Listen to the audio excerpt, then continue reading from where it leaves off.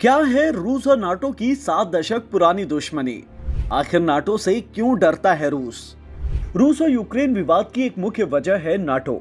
रूस यूक्रेन को नाटो में शामिल होने से रोकने के लिए ही जंग तक पहुंच गया है।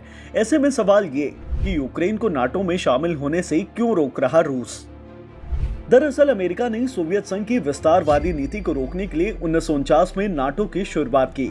जब नाटो बना तब इसके 12 सदस्य देश थे, जिनमें अमेरिका के अलावा Britain, France, Canada, Italy, Netherlands, Iceland, Belgium, Luxembourg, Norway, पुर्तगाल और डेनमार्क शामिल है।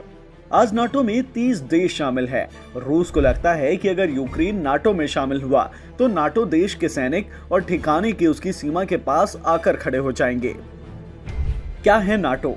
नाटो एक सैन्य गठबंधन है जिसका मकसद साझा सुरक्षा नीति पर काम करना है।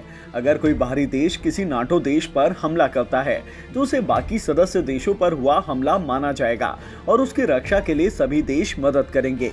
तो सवाल ये कि रूस की चिढ़ की असली वजह क्या है? सोवियत संघ के बिखरने के बाद दुनिया में अमेरिका ही एकमात्र सुपर पावर बन गया।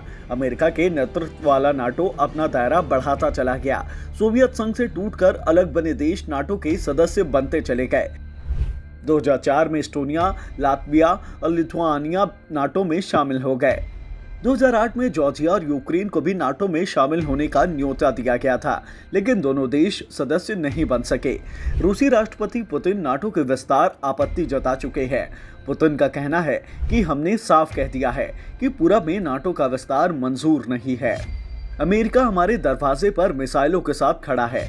अगर कनाडा या मेक्सिको की सीमा पर मिसाइलें तैनात कर दी जाएं, तो अमेरिका को कैसा लगेगा?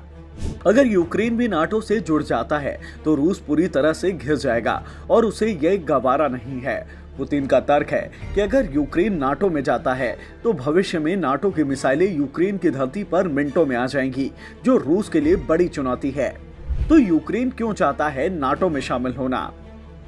रूस की तुलना में यूक्रेन की सेना काफी छोटी है। ऐसे में अपनी आजादी को बरकरार रखने के लिए यूक्रेन को ऐसे सैन्य गठबंधन की जरूरत है जो उसकी रक्षा कर सके। उसे नाटो से बेहतर कोई दूसरा संगठन नहीं हो सकता।